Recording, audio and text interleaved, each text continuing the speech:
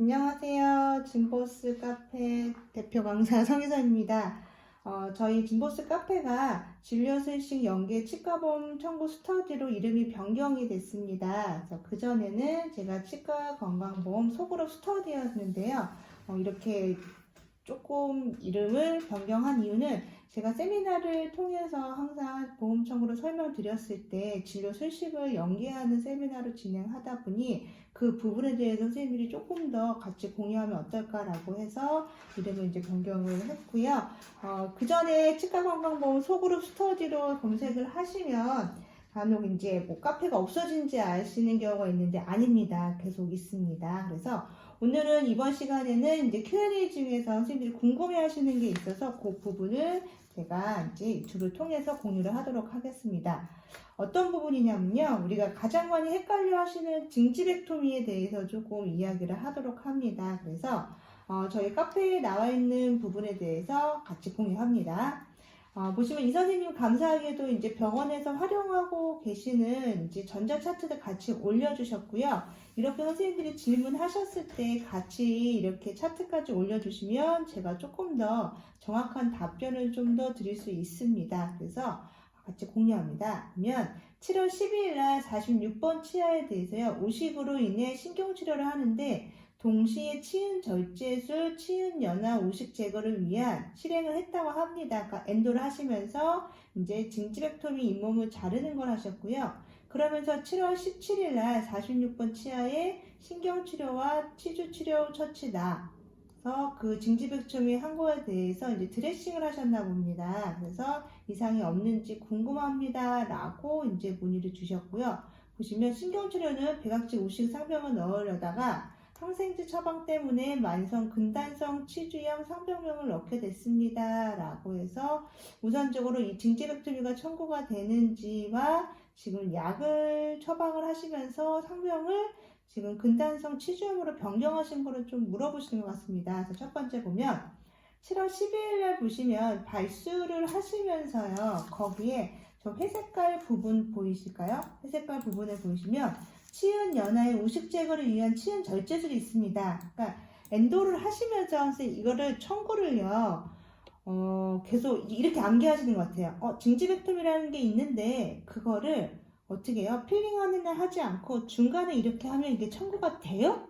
라고 이제 물어보시는 것 같습니다. 그러면 이게 되는 거야, 안 되는 거야? 왜냐고요? 세미나 때는요, 대부분 징지백tom이 여기서 얘기하는 CLP를 이야기를 할 겁니다. 그 CLP가 거의 대부분 캐널 필링 한 후에 보철 마진을 확보하기 위해서 하는 진료이기 때문에 저희가 필링이 끝난 다음에 이제 코하는 개념에 그때 같이 진행을 하는데 지금 이 차트 같은 경우는 7월 12일 날 진료 첫날에 이제 원장님들이 이제 잇몸을 자르시는 경우 있거든요.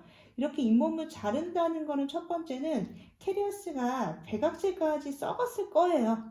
예상을 하면. 그러니까 그거 어떻게 해요? 밑에까지 캐리어스가 이제 썩어서 벌어 제거를 하다 보니 마진이 밑으로 내려갔을 거고요. 그거를 원장님들은 징지백토미를 했다라고 이제 차팅이 나오다 보니 선생님들이 단순 암기를 하셨던 부분 같은 경우 필링 안 했는데 징지백토미 이게 가능해? 라고 물어보시죠. 가능은 합니다. 그런데 이때 7월 12일 날 이 징지백토미는요. 외과에 있는 징지백토미와 치주에 있는 징지백토미가 있죠. 그래서 총 징지백토미는 3가지가 있습니다. 어렵습니다. 옆에서 이마영 선생님이 한숨 쉬셨어요. 그래서 지금 우리가 얘기하는 이 징지백토미는요. 여기서 7월 10일 날 하신 징지백토미는요. 치주에 있는 CLP 개념이 아닐 겁니다. 그 뭐 메지아렌스 됐죠? 그쪽 부분만 잇몸을 절개하셨을 수 있고요. 그래서 얘 같은 경우에는 치은판 절제술로 청구하시는 게 맞을 것 같습니다. 그래서 선생님들이 그거를 CLP라고 하는 시간 확장술은요. 그걸 똑같은 선생님이 크라운 하기 위해서 마진 확보를 할 때 한쪽만 자르는 게 아니라 원장님은 둘레 깎기라고 해서 처음부터 끝까지 다 깎아요. 그럼 시계로 보면 12시 시작해서 꼬박 12시간이 지난 밤 12시가 돼야지 끝나는 것처럼 그게 CLP예요. 청구상. 그런데 발수날 그렇게 깎지는 않으실걸요? 안 깎죠. 안 깎죠? 깎을 일이 없지. 깎을 일이 없지. 그냥 엔도를 하려고 그 백악지 썩은 것만 제거하다 보니까 음식물에 끼니까 안 보이니까 잇몸을 자른 것 뿐일걸요. CLP는 치관이 얼마 안 남았으니까 그렇죠. 확정하려고 하는 거니까 둘레를 다 칠 수밖에 네, 없는 거죠. 맞아요. 보철 과정에서도 그게 당연히 맞거든요. 그렇지. 그래서 7월 12일은 침판 절제술을 하신 거고요. 음. 그러면 선생님이 7월 17일 날 보시면 치주 치료 처치 한 구강당이 있습니다. 혹시 여기 보이실까요? 네. 이게 그러면 7월 12일 날 침판 절제술 청구하니 얘는 치주 치료가 아니죠. 외과에 있는 수술을 처치 간단히로 청구를 하는 겁니다. 그러니까 앞에서 청구를 7월 12일 날 잘못했으니 7월 17일 날 잘못하겠죠. 그러니까 조정이 되겠죠. 일이 꼬였네. 네, 맞아요. 일이 꼬였습니다. 네, 그러면서 그러면 약이 나가는 이유가 지금 만성 근당성 치주염이라는 상병명의 정의를 먼저 아셔야 되긴 하지만 얘 같은 경우 항생제가 나가도 크게 무리는 없습니다. 그런데 얘는 쉽게 얘기해서요.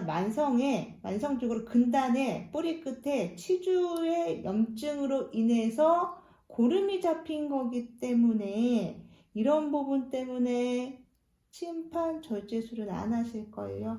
내가 들어도 연관이 없는데. 네, 안 맞아요. 근데 선생님은 항생제가 나가니까 만성 근당성 치주염으로 청구를 하신 것 같습니다. 정리합니다. 여기에서는 많은 산정 지침이 있습니다. 단순하게 우리가 징지렉tom이라고 생각하시면 징지렉tom에 대해서 외과도 있고 치주도 있으니 그거를 정리하시고요. 그거에 따라서 드레싱이 후처치가 바뀔 겁니다. 그것도 두 번째로 정리하시고요. 세 번째, 만약에 7월 10일 날 정말 치음판 절제술이면 저게 만성 근당성 치주염보다는 차라리 백악지 의식이 맞을 거예요. 그러면 이제 상병명까지 되겠죠. 그러면 여기에 필요하시면 내서를 쓰든 안 쓰든 굳이 안 쓰셔도 될걸요. 이 상태에서는 선택입니다. 그래서 최소 5가지의 산정 지침이 나와 있는 부분이기 때문에 잘 정리하셨으면 좋겠습니다. 그래서 이 부분의 답변은 여기까지입니다. 진료를 알아야지 청구를 하네요. 네, 그 진료랑 보셔야 돼요. 그래서 이름을 진보스로 바꾸신 거네. 네. 옆에 이만우 선생님 얼굴은 안 보이지만 계속 옆에서 듣고 계십니다. 보험 1도 모르시네요. 템포 외원장입니다. 이만우 선생님 들으시고 이해 안 되면 다시 설명을 해드려야 되기 때문에 그러니까. 네, 그렇게 한번 책을 찾아보시거나 아니면 한번 읽어보셔서 아 모르겠다 라고 하시면 뭐 다시 질문을 주시던 그래서 제가 이제 매번 말씀드리지만 보험 청구는요 책으로 절대 안 되실 겁니다. 가까운 데에서 꼭 세미나 들으셔가지고요 하시는 게 더 빠르실 거예요. 임상을 알아야지 되는 거네요. 네, 그래서 저는 임상을 설명드리고 그 다음에 이제 산정지침을 연계해서 하시면 어렵지 않습니다. 부탁드립니다. 제발 산정지침만 외우지 마십시오. 그러면 10년 청구하셔도 똑같습니다.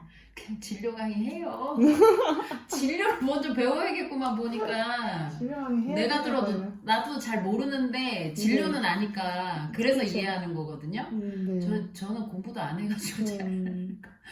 근데 재밌네요 보험. 아유 감사합니다. 보험이 재밌어요.